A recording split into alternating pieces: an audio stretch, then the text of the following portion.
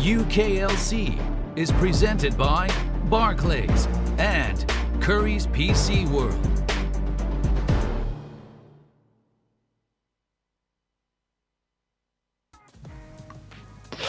Hello ladies and gentlemen, and welcome back to the UKLC. My name is Jake Hipray Matthews, and once again I am joined by Dan Orcs Harrison as we're kicking it off with the qualifier stages for this weekend to decide who is going to be making it through into our remaining spots here in the UK League Championship. Dan, how are you doing? It feels like it's been forever since we've been doing any UK action. It really honestly does. It's been such a long time, and with quarantine and everything, you know, I've lost my hair.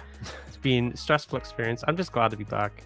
I'm so glad to be back. But let's have a little talk about what's going on, because if you tuned in for the UKLC during spring and then you're coming back for summer, there's been some big changes. We no longer have teams like Fnatic Rising here in the UKLC. They've moved over to the Northern League Championship, which is kind of a mismatch of like the best UK teams and some of our Nordic region teams as well. So talk to me about what's going on, Orcs, because there's been so many changes between spring and summer that we need to kind of talk about what we've got going on right now. Well, we now have tiers. So at the top, there's going to be the Northern League Championship, which is a culmination of the UK, Ireland. You have Norway, Denmark, Sweden, Finland, and Iceland. So it's a big region with a lot of talent in it, and there's going to be 12 teams in there. And then not every region who I just mentioned, but most of them are going to have their own league below that. So for the UK, we have the UKLC, and then that's going to come underneath. So if you're playing in the UKLC, you have an opportunity to qualify up to the Northern League Championship. And then below the UKLC, we've also partnered up with the UKEL, which has been running previously. So you'll be able to qualify from that into the UKLC. And basically, there's just so many more tiers. It's like we've gone from like a little sponge cake to like a wedding cake. It's amplified so much.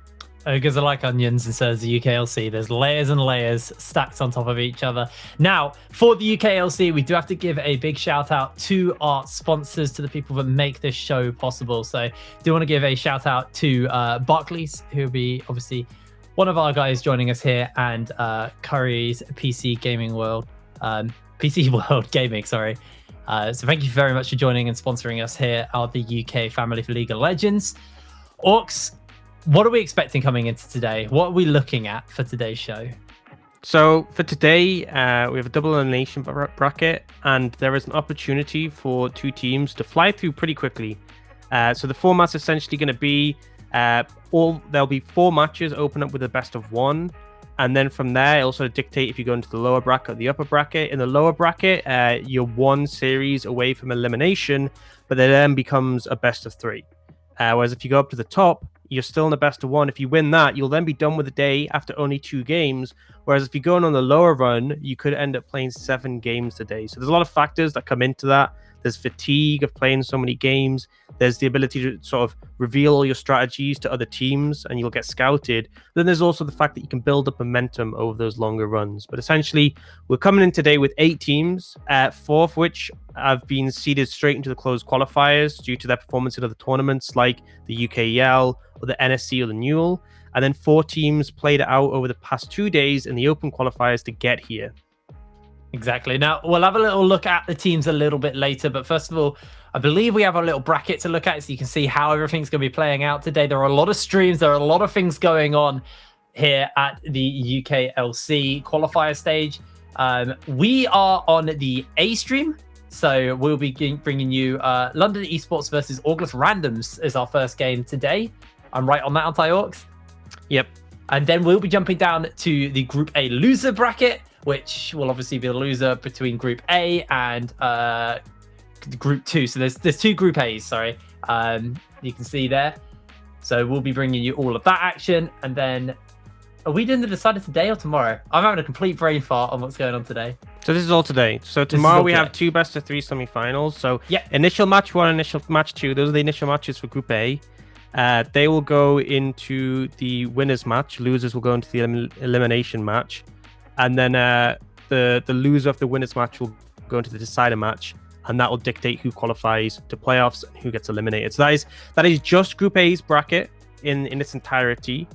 There is also in exactly the same bracket with 4 different teams for Group B.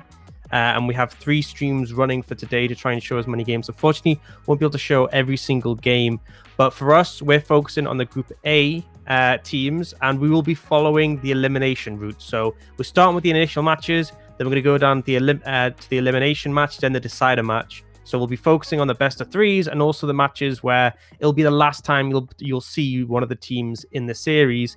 Tomorrow, we'll have all the games on this stream, and we'll have 2 best of 3s, which will basically dictate who goes through to the UKLC. It'll be the first seed from Group A against the second seed from Group B, and vice versa. So there you go. At least one of us knows what's going on here. Let's have a little look at our teams, though, Orcs. You obviously watched a lot of the all of the qualifying stages, so I do believe we have another little bracket to look at, or another little graphic to look at. But let's meet our teams who we've got coming in. So obviously today we'll be starting out with London Esports taking on Orgless Randoms, and then obviously our next games are kind of to be decided. We don't know exactly who will be playing who yet. It'll all be based on the stuff going on between the other streams. Yeah, so there's obviously a lot of action to catch. If you've got several monitors, then this is where it's really going to pay off in its entirety. Yeah, but I just recommend you get strapped in, make sure you're ready, and enjoy your Saturday of just tuning into some great UK League of Legends. So talk me through the teams. Who are we looking at? Who's kind of caught your eyes so far going into this? I think for me, there's 2 teams who are sort of the standouts.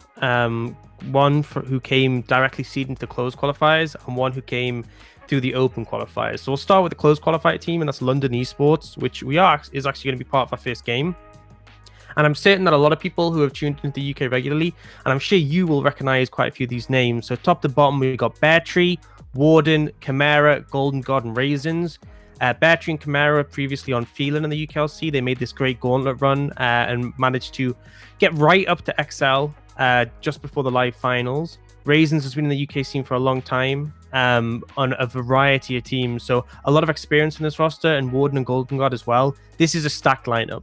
As far as it goes, on paper, this is the strongest roster, and they are the team to beat. Now, obviously, there's 2 slots available, and even if you're the strongest roster on paper, that does not guarantee that you're going to be the strongest team on the day. And there's also Resolve. So Resolve came through the open qualifiers and they actually managed to get seeded first.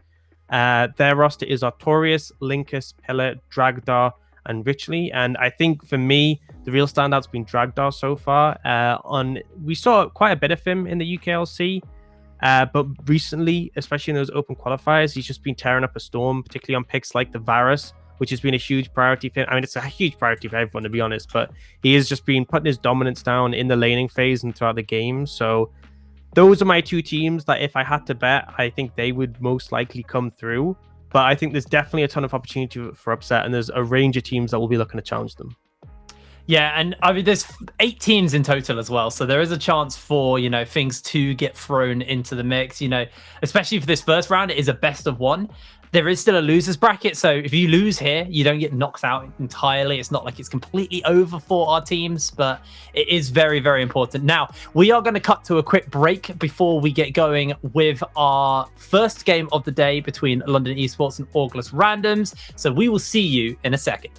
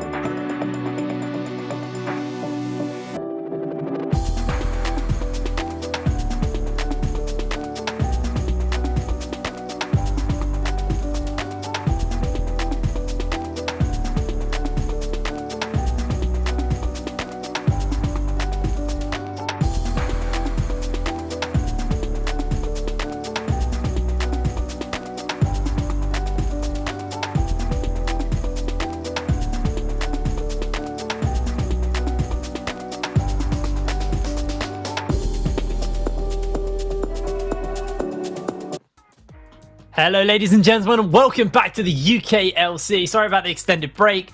We are running things online for the first time in a little while, so there will be a few issues here and there, but we are getting ready to go into our first matchup of the day between London Esports and Orgless Randoms. Now, Orcs, talk to me about these two teams. You hit a little bit on London.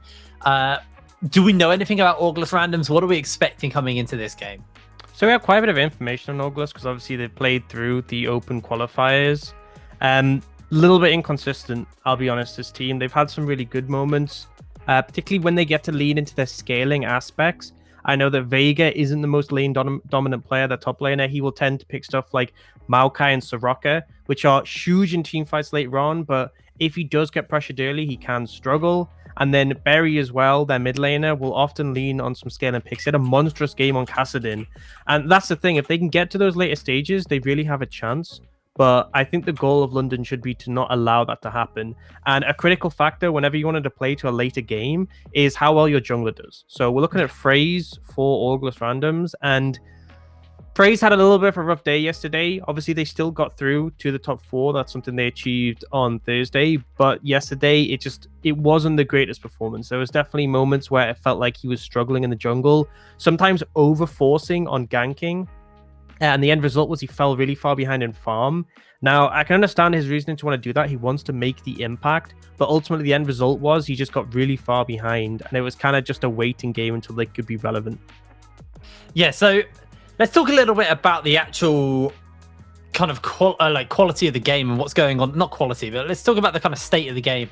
What we seeing kind of come through at the moment in like the meta? Because it's been a while since we've had any real competitive play, and especially if you've been a UK fan, it's been a very, very long time since we've really played. So this is obviously for our Division 2, but we still expect to see, somewhat similar picks to what we'll see over in the NLC and stuff like that. So what are we expecting kind of as far as the meta goes, as far as this pick and bans go? What are we looking at?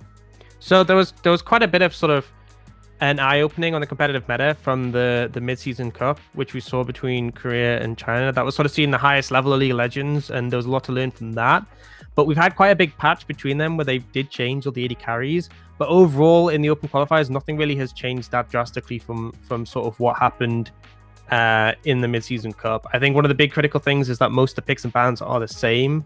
It does give more strength to that AD carry role, but other than those, not too much was actually changed. The big picks right at the moment are, in particular, Varus is just monstrously strong. Definitely strongest AD carry in the game, so often seeing that banned on red side. And then there's a range of other strong picks. Syndra, Set, Thresh, Graves, Trundle, all really powerful and look to being targeted. We're now into draft, and we see the Soroka being banned away from Vega. Again, this is something he will still play top, despite all the nerfs that try to push you out of the top lane. Still puts a lot of priority on that pick. That's the Trundle was the final ban here. Now we're moving over to the Varus as our next ban. An instant pickup for Sion. For Bear Tree there, picking himself the Sion. The counter pick to that is the Maokai in the top lane. Been a while since we've seen that pick up here. Yeah, so just for some context, this is actually a remade draft, so you'll notice the picks are coming in very fast and they may not make too much sense. So the pick order here isn't exactly what you would expect. You'll notice that we've got both top laners, both junglers, both mids. So don't put too much thought into the sort of process coming out here. Ultimately, though, we have two really beefy front lines. Maokai and Sion both can become incredibly tanky in the late stages of the game. Zac as well. And Graves, although he is more of a damage threat, he does also become a really bulky target with the free resistances that he can get. Yeah. Just to kind of get, I don't think there's an overlay currently over the champ selects. So just so you know, it is London on the blue side, and the red side is going to be Orgless Randoms.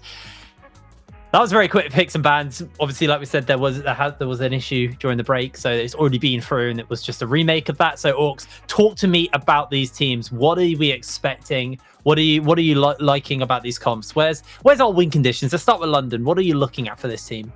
So I think for London, they have a solid pressure bot lane. It's going to be mitigated a bit by the Tom Kench, which does make things difficult, and it kind of limits where you really want to play around. I think ultimately you may just want to farm up for quite a significant time, and then look to sort of try and initiate team fights when you have the strength of the Misfortunate and the Orianna. I think if you go in the late stage of the game, things can be a bit tricky, because then you're sort of kind of forced into a scenario where you find damage onto Corki or Senna.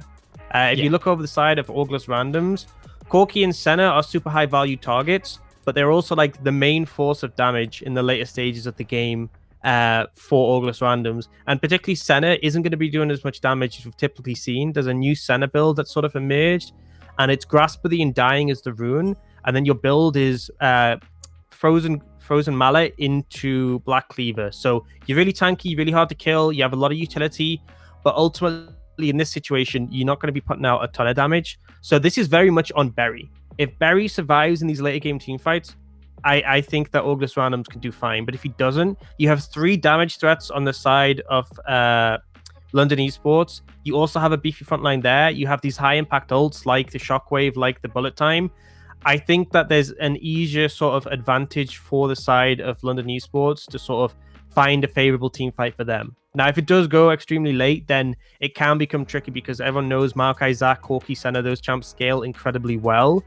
But critically, I think we're waiting for Graves to get a little bit of farm under his belt and then start to sort of find advantage on the map. I think setting up for neutrals will be important and sort of applying pressure across. I don't think there's a particular lane I would necessarily say, like, oh, you can challenge this one. Apart from maybe top, Scion can really hit a Maokai in the laning phase, especially if you go the woodcutter skin, the lumberjack skin, sorry. Bonus damage, baby. But it's like, if you look bot lane, it's really hard to dive a Tahm Kench. And Senna has enough sustain to sort of mitigate that. Corki, Orianna's a decent matchup there, so you should have priority. But ultimately, you're not really going to be able to do much to the Corki. You're not going to be able to gank him. So I think this is going to be more for how you play the map and how you apply pressure game, rather than okay, we're just going to find ganks, find kills. But I still think it is favored towards London just because they have more tools at their disposal earlier. This is something that we've typically seen from Orgless Randoms where they do play into that scaling aspect. Talk to me a little bit about this Graves pickup, because it's been a while since we've seen the Graves kind of come into the forefront and get played regularly. I think one of the strengths about Graves is the ability to kind of flex into different types of builds. You can go for the crit, you can go for the pen. Way back when we used to have the kind of more bruiser build Graves, back when you could build Sterix on him. What are we looking at for Graves builds now? Is it still openly flexible, or is there kind of like a hard set build for Graves to go down? Do they have to feel like they need to go, you know, the armor pen route or the critical strike route? What is the build you're expecting here for Warden? I mean, Graves is just sort of champion where you can build any item on him that has AD and you're going to be doing all right. There's a lot of flexibility. I've seen people go more the lethality sort of build. I've seen people go more to like Black Cleaver, Phantom Dancer, Death Stance. It just varies on what you need in the game. Ultimately, this champion has come back with a vengeance. He is extremely high priority right now. At the Mid-Season Cup, we saw him sort of top 3 in terms of presence. And it's because the jungle got shifted to a point where farming is more favorable. So you want to sort of be consistently picking up camps. You'll be able to sort of get more XP than you were, you know, if you look at the game a month or two ago, it was very much junglers would fall super far behind in levels, so you'd be forced to gank to sort of make an impact. Now it's like you can play a farming jungler and get ahead. And Graves as well did receive some individual buffs. And the thing with him is he just becomes so incredibly tanky thanks to his True Grit passive. Now here, there's not actually that much AD damage to threaten him, but it's very easy for Graves to itemize into magic resistance. He can pick up a Hex Drinker, he can pick up a Death Stance, he can pick up a variety of things that are just going to make it so difficult for them to kill him, especially when you factor in the only major damage threat on this team composition of Orgless Randoms is Berry. He is the only one who's going to be pumping out consistent, sustained damage. Liam's going to be doing a ton of healing. He does have a fair amount of damage thanks to the souls and a lot of utility, but he's not going to be comparing to the Corki's damage. And that's why this game is very much going to be on Berry's back in the late game. If he can get out of laning phase well, if he can scale up, it's really on him. Alrighty, well, we've taken to the Rift for our first game of the summer split for the UKLC. This is the qualifiers. We're not quite in the main league yet. There are 2 spots remaining. Currently, London Esports and Orgless Randoms are going head-to-head to try and get themselves a faster route through to that spot in the main league. Like you were saying at the beginning of the stream, Orcs, there's quite a few followed the UKLC. There's a few names here on the side of London Esports who you'll recognize, the likes of Chimera, the likes of Beartree, the likes of Raisin. Players who've all been playing in the UKLC for a fair amount of time now. And they're looking to get themselves back there, but for the moment, just going to get some damage onto that tree. Didn't run the lumberjack, so that's why he didn't die. Yeah, that's unfortunate. We got the bonus damage. Unfortunately, I don't think they had the information that Vega was there. They did loop round, but I think they would have, if they'd prepped up the Decimating Smash from the sign, potentially could have found more damage up in a Summoner. I think they're going for a late invade here, though, and by all means they should, because Graves, very strong level 1 with the auto damage. Scion as well, if you focus him, then he comes back with his passive. So essentially, the red's just going to be forfeit here. They did not spot them on that ward as well. It was placed down late, yeah. It will go down. They'll see him now, so they probably have the idea that this is what's going on. The Warden was not spotted out on this red invade. So this is a good start. You know, getting an extra red for the Graves is obviously advantageous. You're slowing down the farming of his Zac and his jungle presence, so pretty favorable. And Warden knows exactly where the Zac is. He knows that he started the Raptors. Obviously, a lot of AoE on this champion, so very easy from the start. And it's going to put some damage down mid. Not really a gank that's going to achieve much, but just helping the Orianna out to establish control in the laner phase by putting some poke down. Makes Barry's life just that little bit harder. And now Warden's actually just going for a 4-buff start here. FaZe knows he's doing it and he can't do anything about it. Warden just scaring him off. FaZe may just try and go over and steal the blue from Warden. So at least it's not a 4-buff and it's not completely devastating for him. But it's been a very, very rough start to this game. And this could be super bad if Bear Tree decides to roam down and then check the blue. Because he has priority in the lane, he could do this. And if FaZe ends up going down here, it's going to be absolutely disastrous. There's priority mid, there's priority top, there's priority bot lane. This is a perfect game for Graves to just take over the map because there's very little that Zac can do. And I think it is heads up that he did go over here towards this blue buff. But the end result is we may still well see a scenario where we have a 4-buff start. If he gets this blue, it'll be 3 buffs, but it's still... The fact that he's walking such a long distance back and forth and he's being denied his jungle, it's never going to be good. We had a little pause here. Hopefully it won't be too long. See exactly what's going on with that. But this is a pretty rough start here if you're Orgless randoms. You've had a jungler who's very susceptible to invades and has been invaded for the entirety of this 2-minute game so far. I don't think Warden hasn't even been in his own jungle yet. He is just clearing out FaZe's camps and just completely trying to put him behind. Like you said, with the priority from Chimera and Bear Tree, if they do decide to move over, this could just be devastating to Orgless to start this game off. We'll have to see. Bot lane's a little bit more quiet. You expect that really for the moment. It's a Nautilus and an MF who can, obviously they can poke the MF, but the Nautilus engage can kind of pretty much get undone by the fact that the Tahm Kench can just gobble up Liam. So we expect it to be a fairly quiet bot lane unless there's some intervention from the junglers. But for the moment, it looks like the junglers are more interested in shutting each other down, or at least if you're Warden. Yeah, looks like FaZe, though, might not get anything caught out here, so he might be able to get his blue buff for free. Yeah, no one's moving, so it looks like he's going to be able to pick up some sort of reward. What this does mean, though, he's still going to be behind in terms of total jungle, because he's not going to be able to go into that red quadrant. So Graves will still come out ahead, and also puts even more pressure on this bot lane. Now, because they have the Tahm Kench, I'm not really too worried about a dive coming in.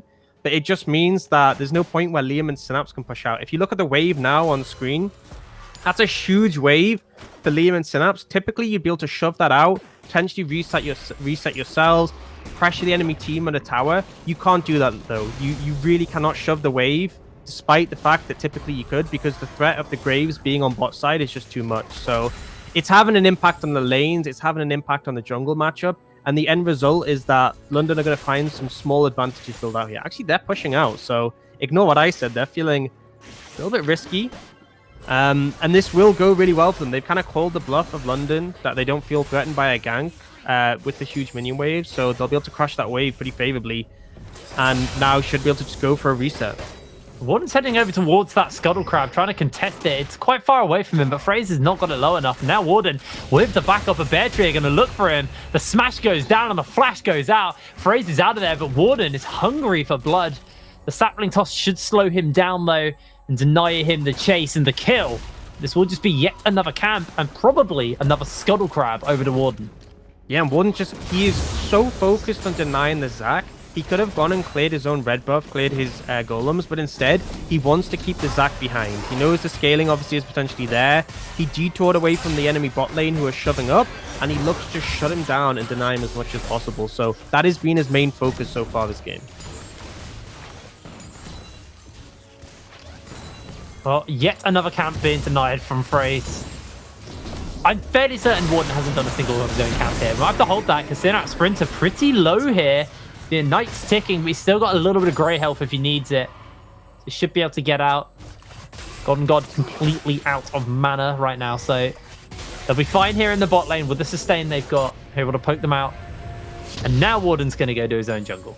Yeah, he did do his Raptors before, and it looked like he was potentially going to do a full red side clear, but he just detoured back. Now he's going to reset, clear his bot side camps, and then I guess we see where he goes there. But ultimately, we're seeing a 500 gold lead, despite no kills, no plates going down yet. And it's just the CS advantages across the board. You can see the gold in front of you on screen, and actually we managed to see Synapse Sprinter catch up thanks to that wave crashing, but we're seeing a lead of about 150 gold coming out mid. We're seeing a lead of a bit over 200 gold in top lane, 100 gold in the jungle. And these are just small advantages being accrued across the board by London, which is what we hope to see. I'd say so far this has been a pretty solid early game for London. There's not a massive amount you can really do against a team composition like this, other than play around the priority. Now, when it gets a bit later, there will be more. But right now, FaZe Flashless as well. Yeah, just starting the dragon up for free. I don't think you really could go for that one. They are looking to adapt now, though. They have the priority to contest this, but FaZe is so low. I feel like if London contest this, they'll just win.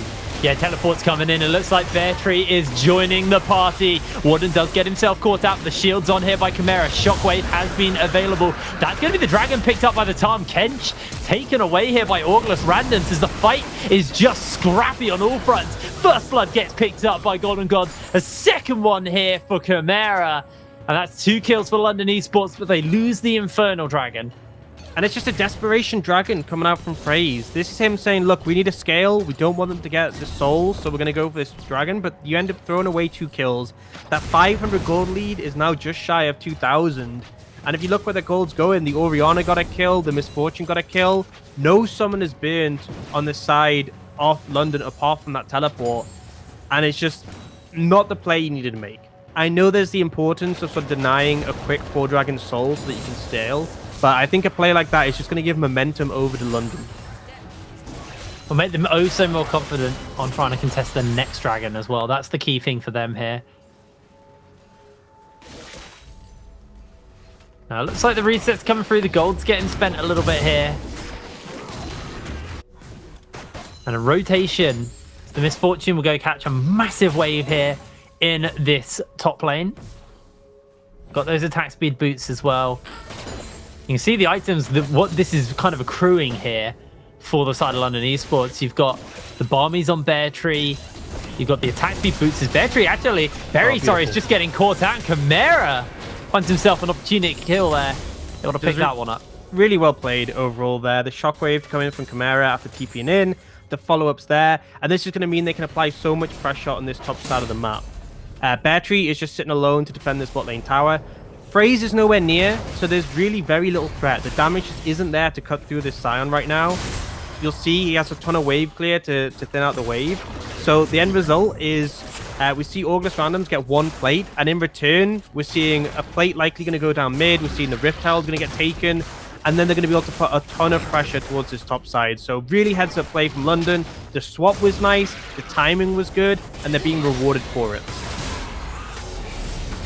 They're going to lose a couple of plates in the bot lane, but really nothing to scoff at. They don't have to worry too much here. I mean, just notice the power of the Scion, the fact that he really feels quite undiveable at this point from this the center and the Tahm Kench. Obviously, it could be different if Zach was there, but even then, he is tanky. And it's the wave clear. The Decimating Smash essentially just kills the entire wave pretty much. And there's nothing they can do. Whereas if you compare here, you can see Golden God. Vega can't step up, and now they're threatening to dive. Yeah, they're looking for it. The hook lands, the bullet time comes down, and Vega is just melted through. Golden God 2-0. They got the Herald in the top lane, and this could just be first turret blood over to the side of London. Raisin's been so on point so far on this Nautilus. 004, 100% kill participation. Those hooks, really good. And then this is perfect Herald usage. The tower gets tankier the more plates you take, so you want to use on the last 2. Quickly going to pick that one up. And in the meantime, you know, they're barely getting their second plate on the bot lane tower. FaZe is farming the jungle to try and catch up. This is just so rough for August Randoms right now. Get that second charge out, chunk that tower down as well. They're not going to commit for the tower. They want to go back, spend the gold. They've managed to accrue for themselves. Chimera's gone to base and picked himself up a Luden's Echo at 9 minutes. You compare that to Berry, who's building his Manamine, but feels a bit of a way away from that still.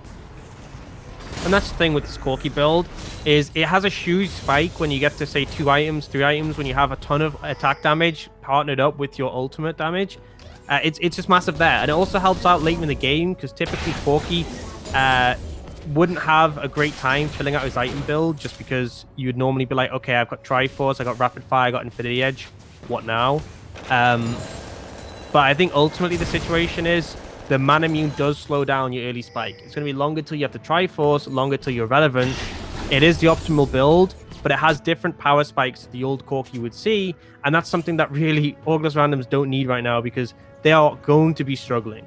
You can see already, first item come in for Chimera, he's got the Ludens, the Warriors for the Graves is a massive spike, and then on the other side, they're just sitting on components.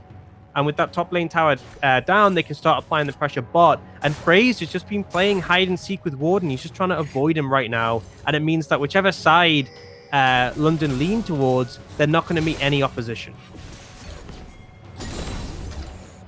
11 minutes on the clock. The gold lead very comfortably in favor of London here. And they're looking for a dive onto Berry.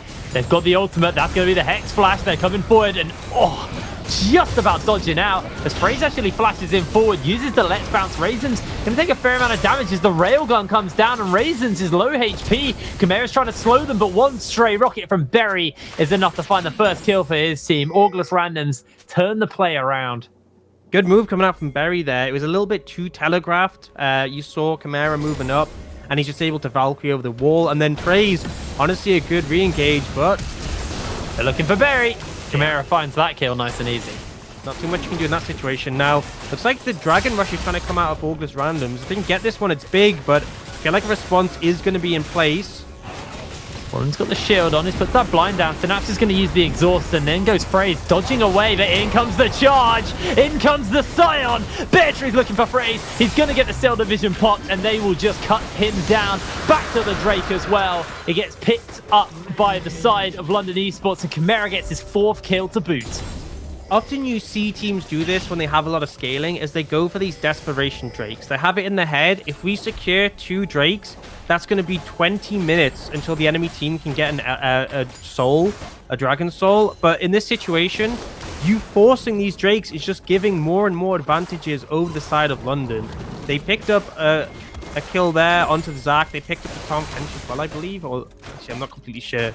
But they're picking up kills in that situation. They picked up kills on the earlier Dragon. And the end result is you're now seeing a team with almost a 6,000 gold lead just because you're trying to force these Dragons. Well, they were looking for a pit there, so trying to catch people out, but they weren't able to find it. Good disengage there. Good kind of attempt to keep them at arm's length there from Liam and Synapse Sprinter, sorry. So just use the bullet time here in the bot lane just to shove the wave out to get control, maybe to force out the reset for themselves so they can go back. You got to expect Golden God's got to be pretty close to this Essence Reaver. They might just be able to find it if they can find this kill. That's the knockout. That's the damage. They do use the shield for the moment, but Golden God gets himself his 3rd kill, and Liam has to be so careful now. They could just run him down. They do find the snare.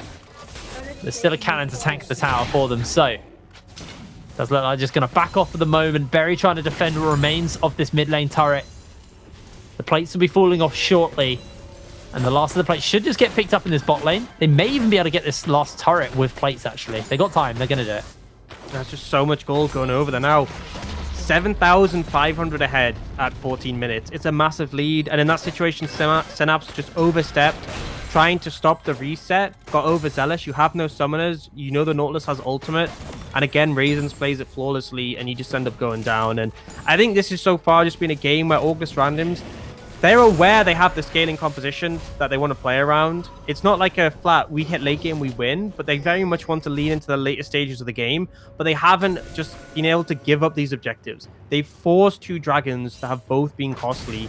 They're then trying to contest in situations where Synapse steps up, despite the fact that you know you're not strong enough to fight them. And the end result is we're now seeing a staggering gold lead between the 2 teams. Looks like they're going to try and pressure on for this final outer turret here. 14 minutes. And it is a 7,800 gold lead over to the side of London Esports. And the thing you were hitting on was Berry has to be the one who can carry this game here for Orgless Randoms. He is the only real reliable damage this team has. You're 1 and 2. You got that Manamune. Sure, you've got the optimal build coming through, but you're a ways off being strong. Meanwhile, Fraze does jump in and maybe looking to get someone caught out, but he gets himself caught out in the meanwhile. The bullet time is channeled and it just chunks out Synapse as well. 4-0 on Chimera, 4-0 on Golden God. It's feeling really, really hard here for Orgless to pull this game back. And I understand why you go for that play, because you see Chimera in the top lane, Warden's not there, you think, okay, they have less numbers, we can engage. But realistically, Misfortune had Flash. The Nautilus is running Interrupt. Very low percentage chance of happening, and you just end up conceding more.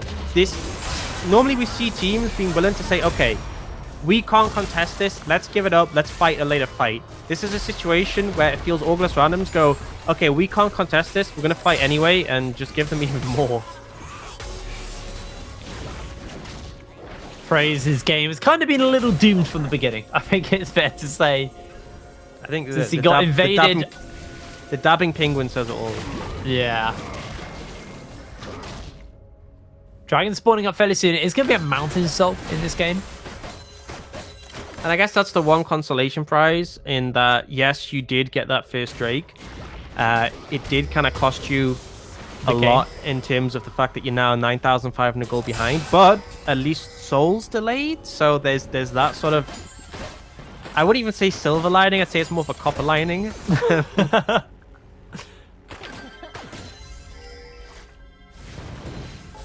Well, the rotations have come through. It looks like they're looking to send all the members towards this bot side of the map. They've got Beartooth and Teleport in the top lane, shoving that out. They've got the Rift Herald and Warden as well. He picked up the second one, so we'll see where he decides to throw that down. But 10,000 gold down, it is feeling really, really hard here. As Beartooth going through a fight here with Vega and Fraze. They get the slowing smite down, and Beartooth just wants to try and get himself out of a charge, but meanwhile the fight looks to break out in the bot lane. A bullet time onto Synapse. He's going to use the stopwatch to stay golden for a little bit, but Chimera gets his 5th kill. Beartooth still so tanky, will finally fall down. Took so much to cut him down, and it cost them their support. It cost them the tower in the bot lane, and it will cost them the Mountain Drake. Honestly, I don't think that was that bad for Orgless Randoms. When you factor in that like they were 10,000 gold behind, you have to make trades like these. You cannot contest this team on the same side of the map. You just have to try and find something else. Unfortunately, the end result is you lose a tower, you lose a kill, the thrown down Herald mid, you lose the Mountain Drake. It's not a good trade, but at least they're getting something. That is my caveat in this situation. When you're 10,000 gold behind, you'll take anything. A couple of waves, a kill. You just got to try and make something happen. And we are seeing first items sort of come out across the board from Orgless Randoms. The Frozen Mallet we talked about combined with the Grasp. So this center is pretty tanky. Obviously, it's the fasting center, so the Tom Kench has got a lot of farm. He's got his Dead Man's Plate. And we're seeing first items from the Maokai and the Zac, but they're still just massively behind. I mean, we have Luden's Liandry's on the Orianna. That is just such a difficult combo for this team to deal with, especially when there's no real magic resist coming out from any of these members on the side of Orgless Randoms. We have 4 people stacking a large amount of HP with no magic resist. So that Liandry's huge amount of value here. And any resistances, they are stacking his armor currently to deal with the likes of Golden God and Warden, but just means Chimera will do oh so much more here. I'd like to have a look at the players' individual gold and see kind of where our breakpoints are. Thank you very much, Observer. You can see mid lane is pretty disgusting. Bot lane is even worse. 9,300 gold to 4,300 gold. I mean, this is the thing to take into account. It's his fasting center. So let's take a look at how much gold the Tom Kench has. He has less gold than the Nautilus, where he's got 80 more CS. So he's been farming, and he has less gold than the Nautilus. I think that says it all. Yeah, it's pretty rough, this game here for Orgless, but remember, this is a best of 1, but it doesn't mean they're out of the runnings. They will then fall into the losers bracket, so they have to play versus another Group A loser. And there is one advantage, is coming into this, I said at the start of the show, I feel like London Esports are the strongest team in the closed qualifier. they may lose to them here. It's looking extremely likely based on the state of this game. But that means you don't face London Esports again. You're in the same group as them. This is the one time you face them. From here on out, you'll be facing other teams. Unless you, I mean, you could technically loop back if London lose their next match. You could end up facing them there. But if you get through to day 2 is the critical thing. That's where you won't face them. That's where you avoid them. If you go into those semi-finals that sort of matter for getting into the UKLC, that is going to be the critical moment where you can't match up again against London. I have the assumption that London's going to go 2-0 today and finish out, but we'll have to see if that's how it pans out. They still have this game. They are massively ahead by all means. 11,000 at the moment, 6 towers to 0. But there's always that famous word that comes out in situations like these, and that's scaling. I would be... We got scaling, boys. Yeah, I mean, I'm not even that sort of inclined towards it because it's not like it's a clear scaling advantage. I still think there's a lot of tools that London have in the late game. It's more so like London's comp has a good early game and a good late game, whereas Orgless Random didn't have a great early game. They have a better late game than their early game. Still not super optimal. Now Baron's just so low already. Steel might come in. Phrase. He's jumping in. He's got that let's bounce. He's going to get CC'd. The railgun gives him a minute shield, but it's not enough. It's too little. It's too late. The Baron's being picked up. They do gobble up Bear Tree, but Warden's jumped over, thrown down the blind, and the flash is going to come out. Nature's Grasp has shut them down for the moment, but in goes Golden Gun. In goes Warden. That's 5 onto the Misfortune, and Berry is running for his life. He has to flash away from the Roar, and with Baron on 5, London are going to crack the base. I feel like they can just keep pushing here. Wade's going to get cleared out, but they have another one coming in soon with the Baron. I mean, essentially for London, this is just dotting the I's and crossing the T's. Oh, going to come in. And that's a big bullet time into the hook. Fantastic grab there. They're going to have to flash away as well, as they just have to keep them at an arm's length. Nobody is going down with this Baron buff. A lot of damage does come out from that rocket by Berry, but that's the end of the inhibitor. 21 minutes on the clock, and Camaro with a big wave here in the bot lane, looking at push up. They are looking for this electric string shot to try and find themselves an opening. Got the Abyssal Voyage as well, but Camaro can just slow them down, and you see how much damage he does just with a QW, chunking out the members. Yeah, and I mean, the disparity here is just absolutely monumental. And it's not even like this is a situation where London just stomped them in the laner phase. It's not like they just mechanically crushed them. It's just they knew exactly how to play this game out, where they needed to be, how to garner advantages. And right now, 14k gold up, still a ton of the Baron left. This game just feels very much over already for Orgless Randoms.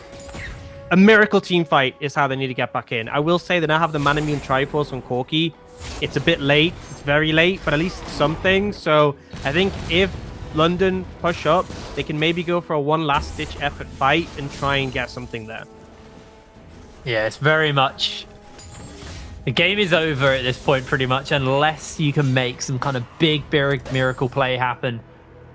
Pushing up the bot lane, they've still got this Baron buff on for about a third of its duration left, so bit to go for. The Valkyrie's going to get used to dodge away from the hook by Raisins, and Berry's just trying to do his best to poke them out with rockets as Vega holds the front line and the top line, but it does mean they will be down their engaged tank, and the waves are getting pushed in. The damage is going to get thrown out. Camaro flashes forward, looks for the ultimate, doesn't quite find it. These towers are getting cut through, and Bear Tree's just going to run past. Turret number 1's going to go down, and now they're looking for the second one. The Nature's Grasp is going to get used. This is the fight. This is their opening. Bear Tree's being chunked, for the bullet time is doing so much work. The railgun does get used for a bit of shielding for the moment. Camaro, he is godlike as Berry gets hooked, gobbled up, but ignited and burnt down. The turrets are going to fall, and London, they just pull off a fight, but it's so clean. No one is going to go down. As they look to try and get the clean ace, they're not going to be able to find it. But the Nexus falls, 24 minutes on the clock. A monumental gold lead. And London Esports get themselves the win over Orgless Randoms. Just a crushing victory, and it's exactly what we expected from London coming in. Orgless Randoms had a rough sort of open qualifier stage. They got here, but it was a close one. And London are just showing that they are front of the pack when it comes down to these closed qualifiers. A 17,000 goal lead at the end. I think the draft made sense. I think they played it exactly how they needed to. And I have to give an absolute ton of praise towards Raisins. I think his Nautilus was super clean. And it felt like whenever he needed to land those hooks, he was there. And he just facilitated the team. I'm really excited to see this roster sort of play more. But unfortunately, our next match isn't going to be covering them. And if they win that, we won't see more of them on this day, but they will come back on day 2. But right now, it is very much me thinking London are living up to the hype as a top team in the closed qualifiers. Yeah, they are looking completely stellar. It's a shame that we probably won't get to see more of them today unless they have a less than stellar game coming up later for them. But hopefully we will see them tomorrow. And for the side of Orgless Randoms, it's really, really on them to bounce back because that was a pretty hard loss. But you can't just chalk that up to Kate. That game fell apart. Don't let it get in your head. You've still got more games to go. You've still got more to play. And we still have so much more to go here at the UKLC. So we are going to cut to a quick break. And when we're back with our second game of the day. So don't go anywhere. We'll see you in a second.